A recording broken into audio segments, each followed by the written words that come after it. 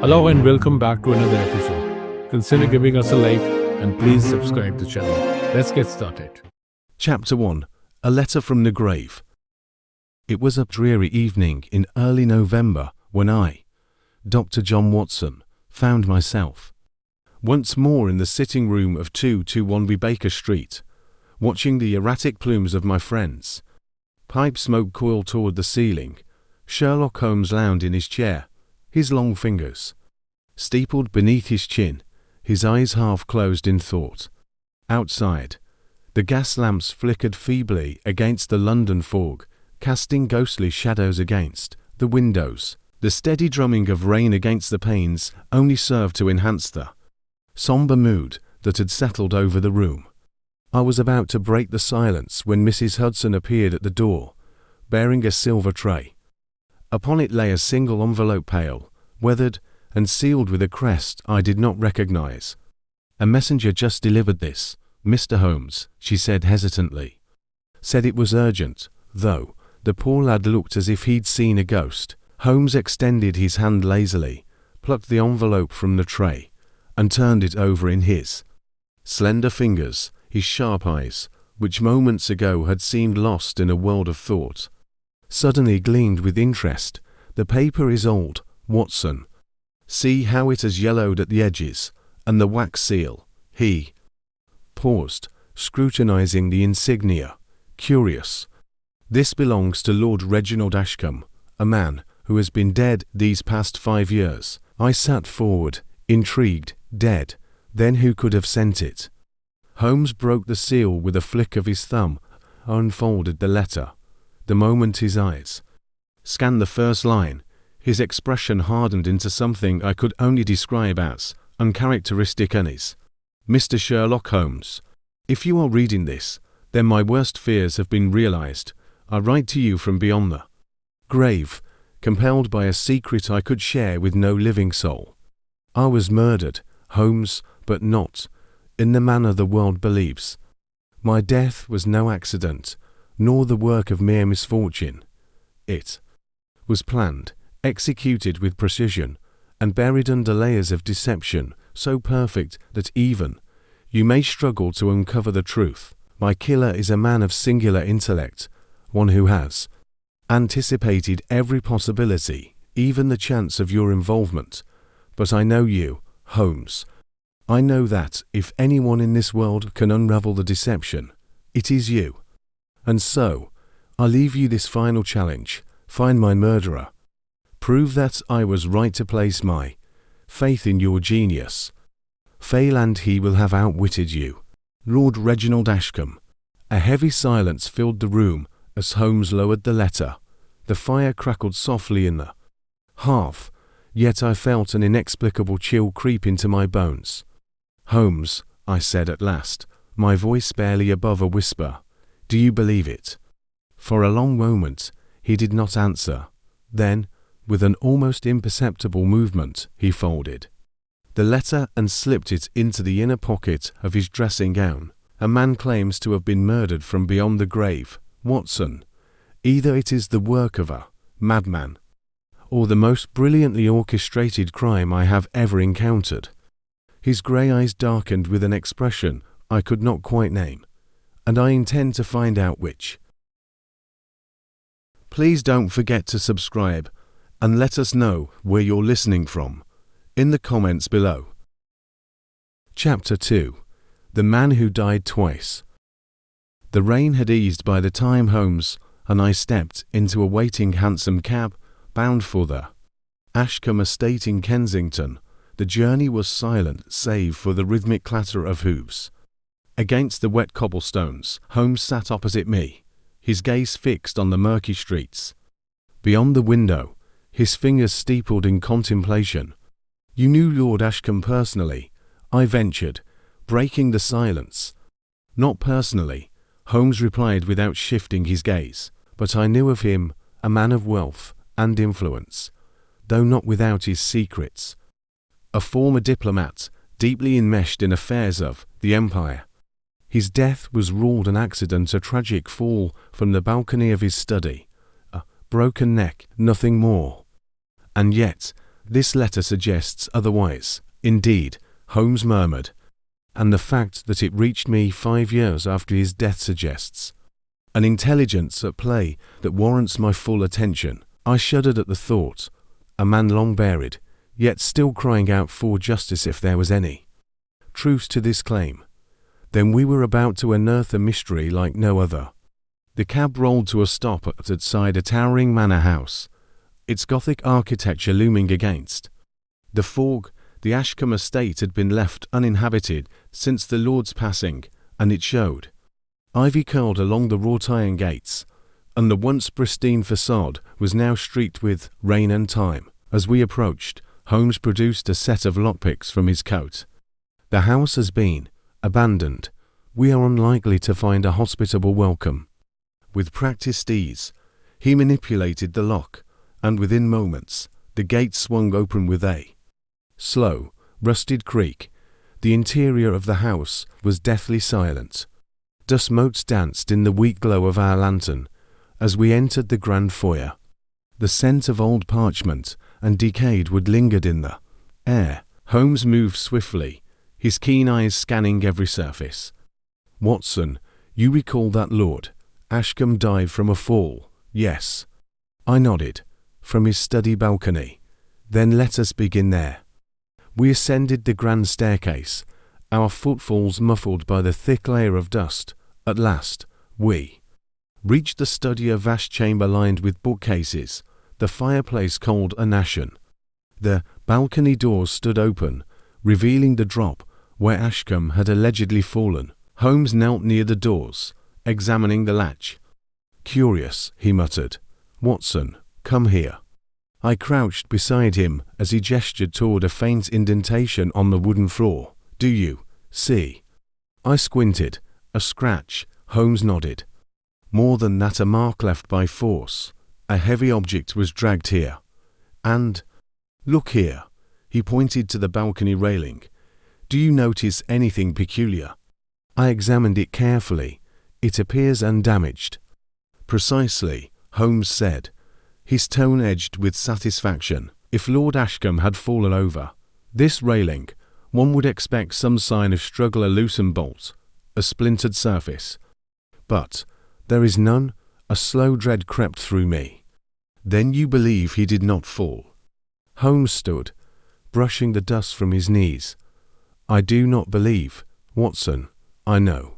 A sudden noise shattered the silence, a soft creak, faint, deliberate, coming from the hallway. Holmes turned sharply, his eyes narrowing. "We are not alone." Chapter 3. A Shadow in the Dark. For a moment, neither Holmes nor I moved. The sound, a soft creak upon the aged wooden floorboards, had been unmistakable. Somewhere beyond the study door, in the darkness of the abandoned manor, someone was lurking. Holmes' hand shot up in a silent command for me to stay still. He moved with feline grace, stepping away from the moonlit balcony and into the shadows. I followed his lead, pressing my back against a bookshelf, my breath shallow. Another sound, a slow, careful footstep. Then silence. Holmes tilted his head slightly, listening. His sharp eyes darted toward the door, his mind working faster than any ordinary man's ever could. Then, without warning, he reached out, grasped the edge of a thick velvet curtain, and with a sudden flourish, yanked it aside. Nothing. The hallway beyond the study was empty. Holmes frowned. "Whoever they are careful. But no man moves without leaving a trace." He strode to the doorway and crouched, his fingers running lightly over the dust-covered floor. A moment later, he pointed. "Watson, observe." I peered down and saw it, a series of footprints, faint but undeniable, leading away from the study toward the staircase. "Someone was listening," I whispered. "Indeed," Holmes said, his voice tinged with amusement. "And I suspect they heard more than they wished to." I reached for my revolver instinctively, but Holmes waved me off. "No, my dear Watson. Our visitor is no common intruder. They did not flee in panic. They retreated, which means they are deliberate in their movements. This is no petty burglar, it is someone who knows precisely what they are doing. Holmes straightened. Come, let us see where our phantom has gone. We followed the trail down the long corridor, past cold, dust-covered furniture and paintings, shrouded in neglect. At last, the footprints ended before a narrow servant's door, barely visible. In the dim light, Holmes pressed his fingers against the wood. Recently disturbed. Before I could respond, he pushed it open, revealing a set of narrow stairs spiraling downward. Into the darkness, a cold draft wafted up from below, carrying the scent of damp stone and something else, something I could not quite place. Holmes turned to me, a glint of excitement in his eyes. Shall we? I hesitated for only a moment before nodding. Lead the way. With that, we descended into the unknown. Please don't forget to hit subscribe. Your support means a lot. Chapter 4. The Crypt Beneath the House. The air grew damp and cold as we descended the narrow spiral staircase. Our footsteps echoed against the stone walls, each step taking us deeper beneath the Ashcombe estate. Holmes led the way, his sharp gaze fixed ahead, while I kept a firm grip on my revolver. An old servant's passage, no doubt, I whispered. But why would our mysterious visitor retreat down here? That is precisely what we are about to discover, Holmes murmured. At the bottom of the stairs, we found ourselves in a long, arched corridor lined with crumbling brick. The air smelled of earth and something else, something faintly metallic. Holmes lifted our lantern and examined the floor. Watson, look closely. The dust has been disturbed in places, but not evenly. Someone has passed through here frequently. A secret meeting place, I suggested. Or something far more sinister. We pressed on, moving cautiously. The corridor led to a heavy wooden door reinforced with iron bands. Holmes placed his ear against it and listened. After a moment, he reached for the handle and gave it a firm push. The door groaned open, revealing a vast underground chamber. What we saw within froze me in place. At the center of the chamber stood an open stone sarcophagus. The edges were chipped and weathered, suggesting great age. Scattered around it were remnants of old documents, yellowed with time, and an assortment of strange objects, an ink-stained quill, a shattered monocle, a pocket watch stopped at precisely midnight. But what truly sent a chill through me was what lay inside the sarcophagus, a skeleton, and not an ancient one. The bones were stark white, clean of decay, as though they had been meticulously stripped of flesh. Holmes stepped forward, examining the remains with intense scrutiny. Curious, he murmured, very curious indeed. You say that as if we haven't just stumbled upon a freshly picked skeleton beneath an abandoned house, I exclaimed, struggling to keep my composure. Holmes ignored my outburst, reaching into the sarcophagus. He plucked something from the rib cage and held it up to the lantern light. It was a small, folded note. Unfolding it carefully, he read aloud, "One step closer, Mr. Holmes. But the game is far from over." My blood ran cold. "Holmes," I said, my voice low, "whoever left this knew we would come." "Indeed," Holmes said, his lips curling into the faintest of smiles. "And I do believe, Watson, that we are dealing with an adversary unlike any we have faced before." I looked again at the skeleton, then at the eerie message. For the first time in all our years together, I felt an unsettling thought creep into my mind. What if, this time, Holmes was truly outmatched? Chapter 5. A Challenge from the Dead. Holmes studied the note in his slender fingers, his expression unreadable. The flickering lantern cast deep shadows across his sharp features, giving him the look of a man caught between amusement and intrigue. "You seem oddly pleased, Holmes," I murmured, casting an uneasy glance at the skeleton within the sarcophagus. A fresh corpse reduced to bones. An anonymous taunt. This is hardly cause for satisfaction," Holmes exhaled, tucking the note into his pocket. "On the contrary, Watson, it is cause for great satisfaction. This confirms what I suspected whoever orchestrated Lord Ashcombe's murder is not merely a cunning criminal, but a mind worthy of consideration." I felt a chill that had nothing to do with the damp air. "You mean to say this is some sort of game, to them?" "Not just a game, Watson." Holmes turned to face me, his grey eyes gleaming with something between excitement and wariness. "A test." I swallowed hard, glancing once more at the pristine skeleton. "And how do you propose we pass it?" Holmes knelt beside the sarcophagus, running his fingers lightly over the rim. "By understanding the message, consider, Watson, this skeleton was meant to be found. But why go to the trouble of stripping it of flesh?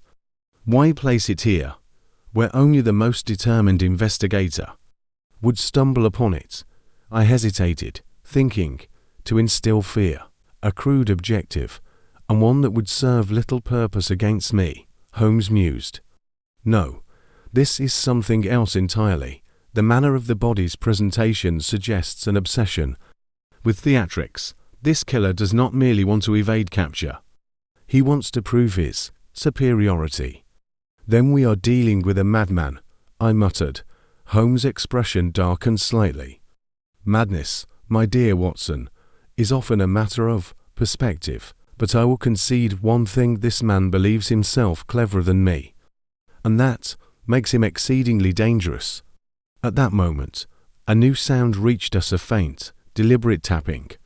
It came from somewhere beyond the chamber, from the same corridor we had used to descend.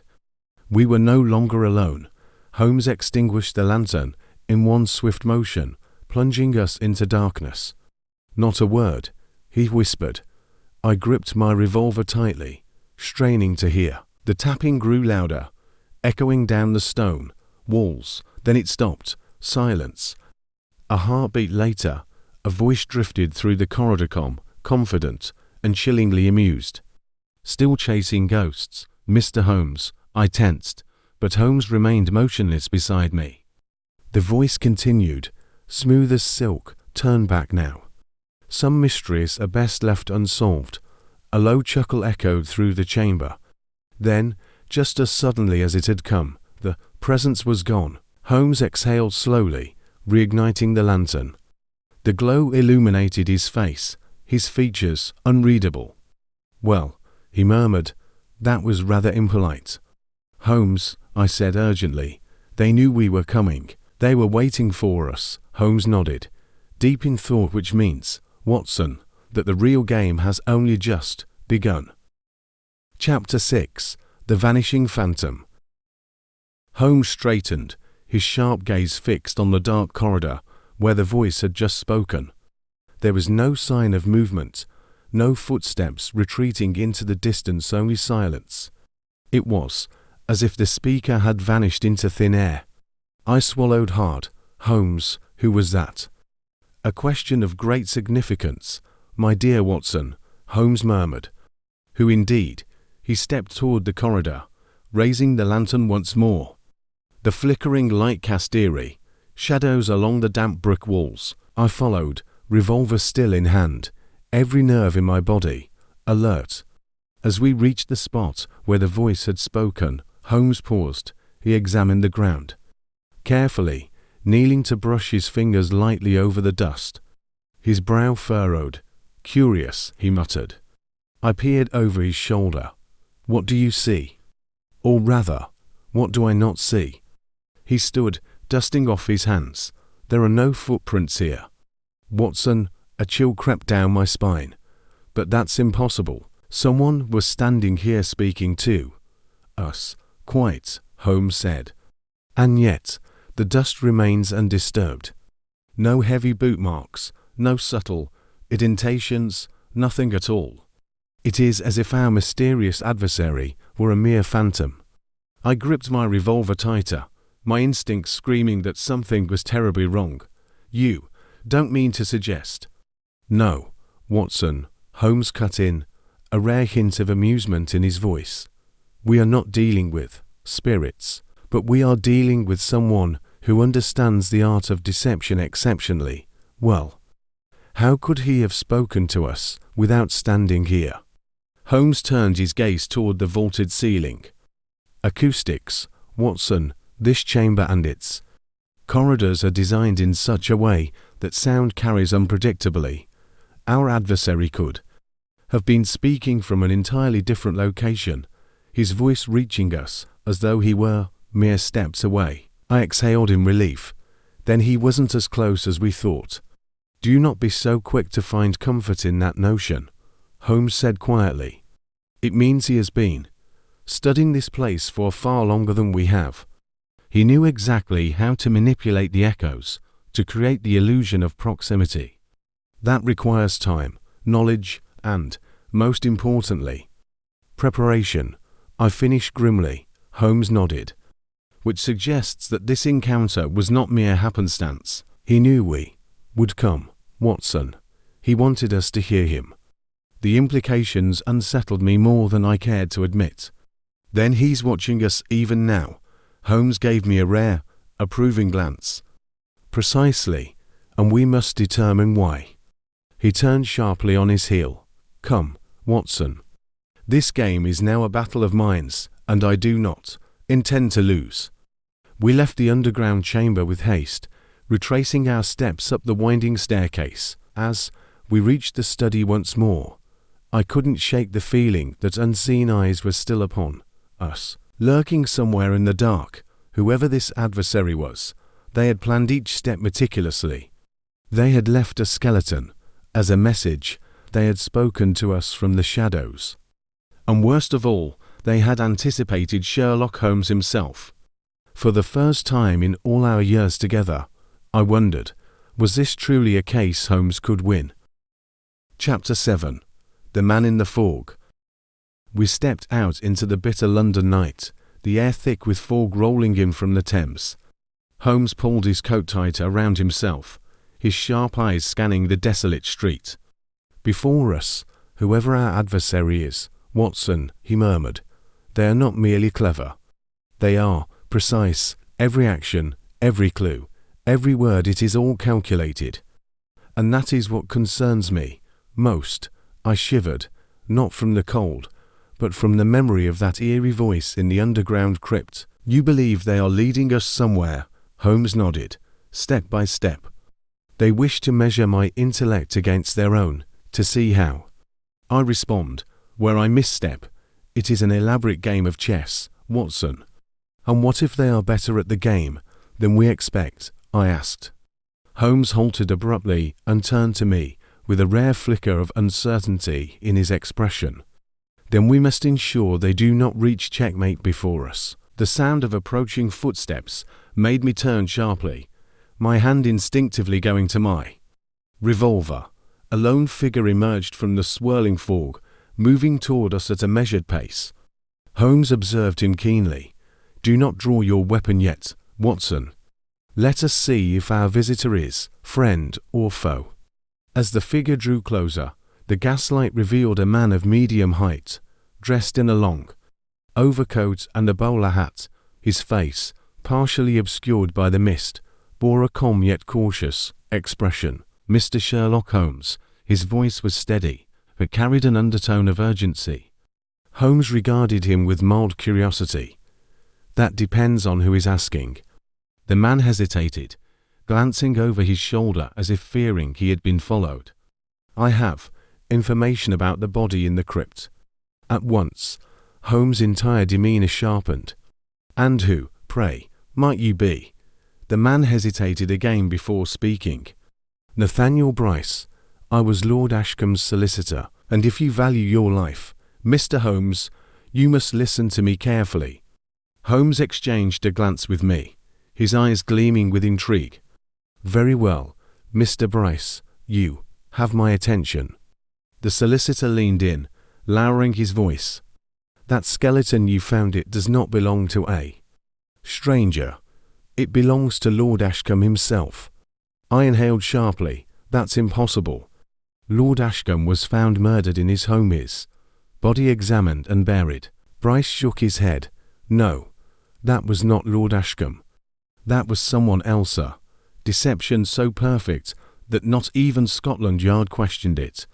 Holmes' eyes flickered with an excitement I had seen only when faced with the most complex of puzzles. Then the man buried in Ashcombe's grave is an impostor, and the real Lord Ashcombe was hidden beneath his own house, Bryce confirmed. And whoever orchestrated this, they will not stop until you are silenced. A gust of wind carried his words into the night. Holmes exhaled softly. Ah, Watson, I do believe the stakes have just risen. Chapter 8. A Game of Identities. Holmes studied Nathaniel Bryce with an intensity that would have unsettled a lesser man. The solicitor held his ground, though his fingers twitched slightly at his sides, a nervous gesture that did not escape my attention. So, Holmes murmured, Lord Ashcombe is dead, yet not in the way the world believes. A deception has been carried out on a scale that required both meticulous planning and considerable influence. He narrowed his eyes. Tell me, Mr. Bryce, when did you first suspect? The truth. Bryce hesitated, then spoke in a hushed voice. Not until recently, when Lord Ashcombe was pronounced dead. I handled the legal formalities, his estate, his will, his affairs.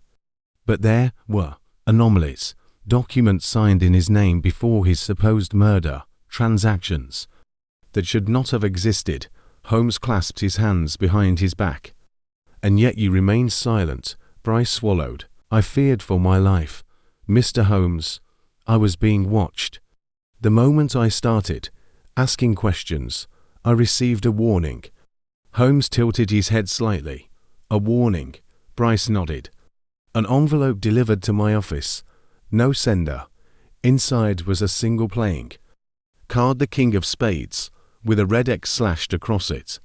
Holmes' eyes darkened with thought. Curious. A message? Certainly. But what does it signify? Bryce's voice dropped lower. I believe it means that the real killer is someone close to Lord Ashcombe, someone who had access to his affairs, his home, his body, and that they do not take kindly to interference. A silence stretched between us. The gravity of the situation pressed upon me like a weight. This was no ordinary murder. It was a conspiracy wrapped in layers of deception. Holmes turned sharply. Come, Watson. We must return to Baker Street at once. Bryce looked startled. You already have an idea of what this means. Holmes gave him a thin smile. Not an idea, Mr. Bryce, a certainty. The game is revealing itself now. It is only a matter of playing the right moves. We hailed a cab and rode in silence through the misty London streets. Holmes was lost in thought, his fingers steepled beneath his chin, his gaze unfocused. I knew better than to disturb him when he was in this state. As we neared Baker Street, Holmes finally spoke. Watson, consider the implications. A man is murdered, but his corpse is never truly seen. Another body is placed in his stead, examined, and accepted as his own. What does this tell us? I frowned. That someone with authority, or at least influence, was able to manipulate the truth. Precisely, Holmes said. And what is the one element required to pass off a false identity as genuine? Resemblance, I ventured. Holmes smiled, but there was no warmth in it. Resemblance, or complete destruction of the original. A shiver ran down my spine. You mean to say that Lord Ashcombe's body was reduced to bones deliberately to erase any chance of identification? Holmes nodded. And that, my dear Watson, is where our true adversary miscalculated. I leaned forward. How so? Holmes' eyes gleamed. Because they did not account for one thing, me. The cab rolled to a halt in front of 221B Baker Street, but as I stepped out, I felt an unsettling sensation, as if unseen eyes were still upon us. Holmes paused on the doorstep, then turned his head slightly. Do come in, won't you? He said. Though no one was there, I felt a chill. Holmes had noticed something or someone. He stepped inside, and I followed, my pulse quickening. The door shut behind us with a finality that felt almost ominous. Holmes turned to me. "Watson, pour yourself a drink. The night is far from over." And indeed, it was only beginning. Chapter 9. A Visitor in the Night. Holmes strode toward his armchair, his long fingers tapping against one another as he settled in, his mind deep in calculation. I, however, could not shake the feeling that we had been followed. I moved to the window, drawing the curtain back just enough to peer into the fog-choked street below. Nothing, only the gas lamps flickering in the mist. "Watson," Holmes said without looking up, "if you continue to stare into the street like that, you may invite exactly what you fear. Do sit down." I sighed, letting the curtain fall back into place. "You saw something back there, Holmes." "Who was watching us?" Holmes smiled slightly. A question better left unanswered for the moment, but let us say that the hunter and the hunted are not always as they seem. Before I could press him further, there was a knock at the door. We exchanged glances. It was nearly midnight. Few visitors ever came to Baker Street at such an hour, fewer still with good intentions. Mrs. Hudson's voice floated up the stairs, laced with uncertainty. "Mr. Holmes, there's a gentleman here to see you. He says it's urgent." Holmes was on his feet at once. "Send him up, Mrs. Hudson." A moment later, the visitor entered, a tall, wiry man with graying hair and sharp, intelligent eyes. He was well dressed, but his coat was damp with mist, and his gloved hands trembled slightly. Holmes studied him in silence for a few seconds before gesturing toward a chair. "I believe you have come a considerable distance, sir, and in some haste. Pray, sit, and do tell us your name." The man sat, exhaling sharply. "My name is Elias Dunwich. I was Lord Ashcombe's personal physician." Holmes leaned forward slightly, his interest piqued. "Then you may possess answers to some rather pressing questions, Dr. Dunwich." Dunwich hesitated. "I am taking a great risk in coming here, Mr. Holmes, but when I heard that you were investigating, I knew I had no choice." "Why now?" I asked. "Because the man who murdered Lord Ashcombe is still out there," Dunwich said, his voice barely above a whisper, "and I fear he has discovered that I know the truth." A gust of wind rattled the window pane. Somewhere in the distance, a clock struck midnight. Holmes steepled his fingers. "Dr. Dunwich, let us be clear. Are you telling me that Lord Ashcombe was murdered not on the night the world believes, but earlier?" Dunwich nodded. "Yes, and what's more, I was forced to help cover it up." I stiffened. "You helped the murderer?" Dunwich's face was pale. "Not by choice. I was threatened, Watson. Lord Ashcombe had a secret, and it was a dangerous one. When he was killed, his murderer needed someone with medical knowledge to make it appear as though the body buried in his place was truly his." Holmes' eyes gleamed. "And this impostor, who was he?" Dunwich hesitated. "A man no one would miss. A beggar, likely taken from the slums. I was never told his name. All I know is that his body was burned beyond recognition, ensuring no one would question the deception." I felt my stomach turn. The sheer coldness of the act was horrifying. Holmes, however, seemed more exhilarated than disturbed. "And who orchestrated all of this, Dr. Dunwich?" Dunwich hesitated again. Then, just as he opened his mouth to speak, a sudden crack split the air. The window shattered. Dunwich gasped, clutching his chest. Blood spread rapidly across his shirt. I lunged forward, catching him as he slumped forward. "Holmes, he's been shot." Holmes was already moving, throwing open the door and rushing down the stairs. I pressed my hand against Dunwich's wound, but his eyes were already glazing over. He tried to speak, His lips forming silent words. I leaned in desperately. Who, Dunwich? Who did this? A single, rasping breath, then stillness. Holmes returned moments later, his face unreadable. The shooter is gone, a skilled marksman. Watson, whoever they are, they were waiting for him to talk. I exhaled shakily, looking down at the lifeless body of Elias Dunwich, the only man who could have told us the truth was now dead. Holmes' gaze darkened. And so, Watson, our adversary makes their next move. Chapter 10. The Hidden Player. Dr. Elias Dunwich lay motionless on our sitting room floor, his blood seeping into the carpet. I checked for any sign of life, but there was none. Holmes exhaled slowly, his eyes flickering toward the shattered window. A silenced witness, Watson, and not just silenced eliminated with precision. Our adversary is no common murderer. They are a tactician. I stood, shaking my head. Holmes, whoever orchestrated this has access to highly skilled assassins. They must be powerful. Holmes' lips curled slightly. Indeed. And they have made a grave mistake. A mistake. I gestured at Dunwich's body. He was our last link to the truth. Precisely why they struck now, Holmes replied. Dunwich may have kept his silence out of fear, but something drove him here tonight.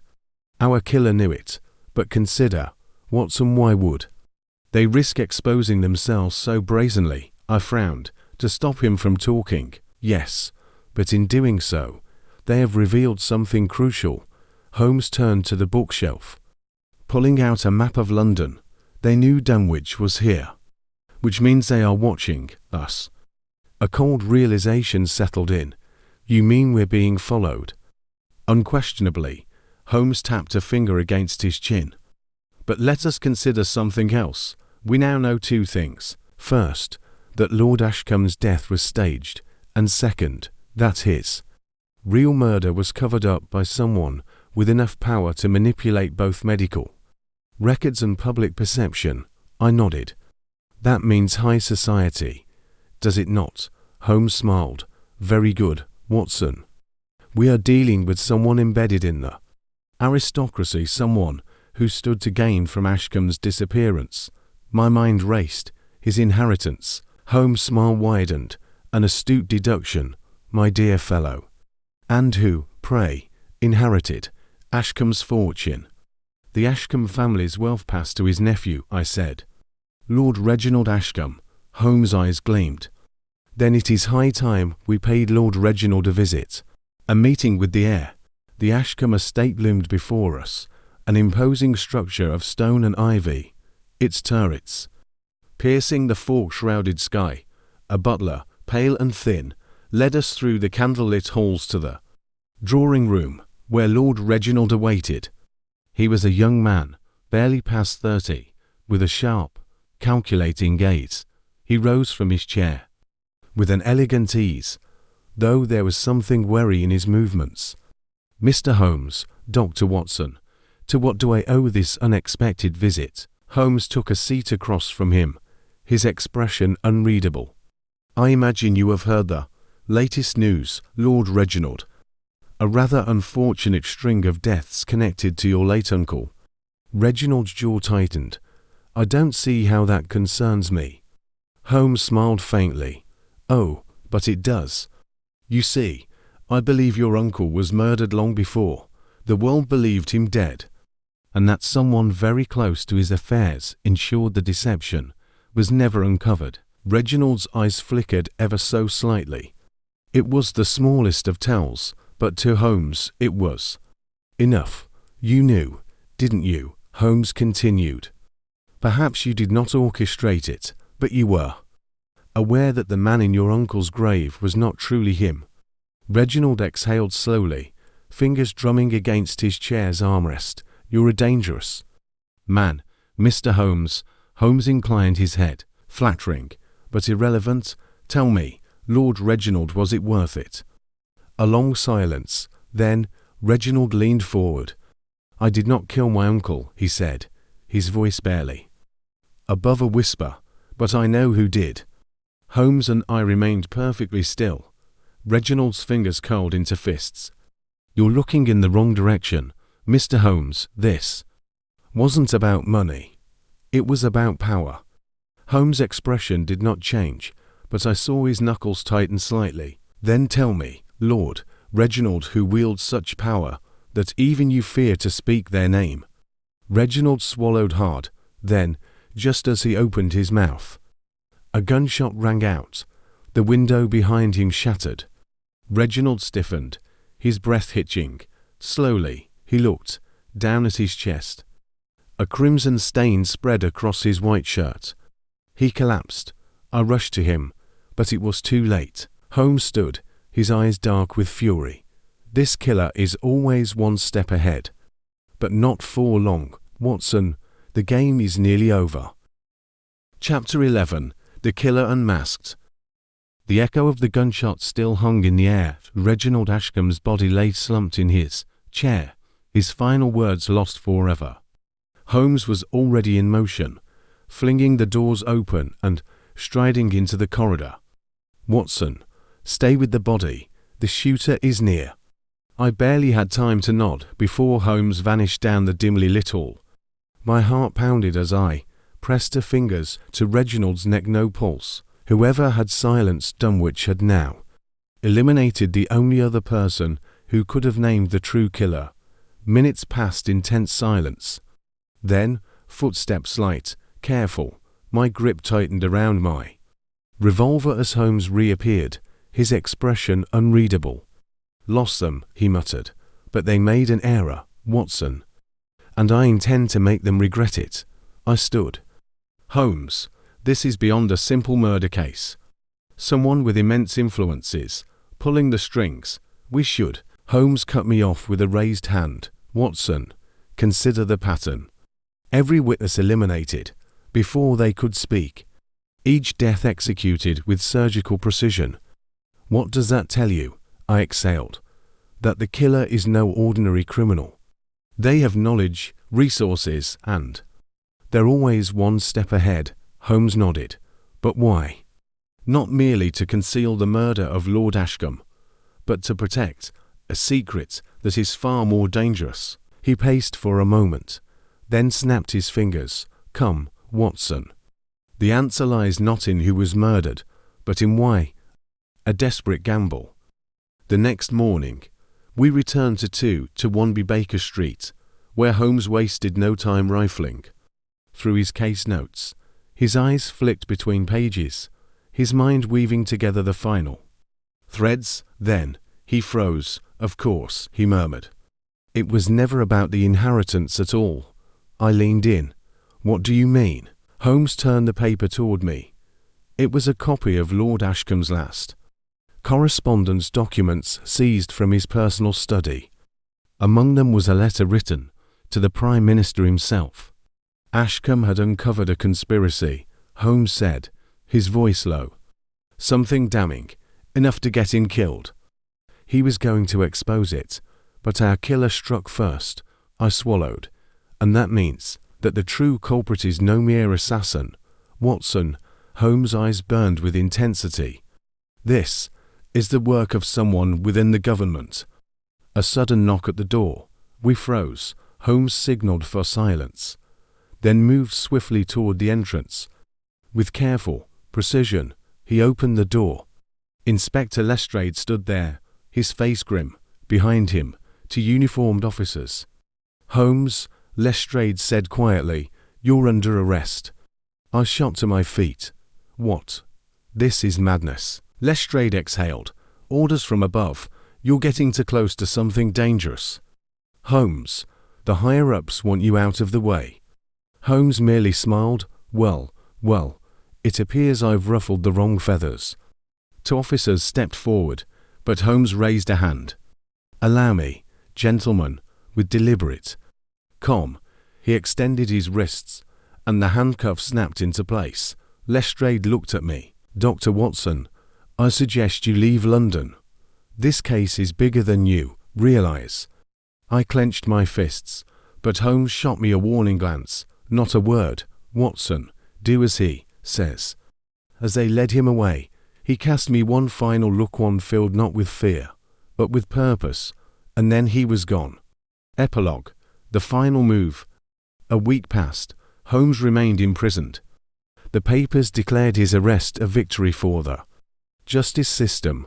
Though I knew the truth, he had been silenced just as Dunwich, just as Reginald, but I also knew Sherlock Holmes. He was never truly beaten. One evening, as I sat in my study, a knock came at my door. Cautiously, I opened it. A courier stood there, holding a sealed envelope. For you, Dr. Watson. I took it, my fingers trembling. As the courier departed, I broke the seal and unfolded the paper. Only one line was written in Holmes' precise handwriting. The game is not over, my dear Watson. It is only beginning.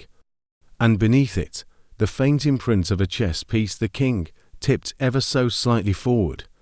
Holmes was making his next move, and soon the real killer would fall.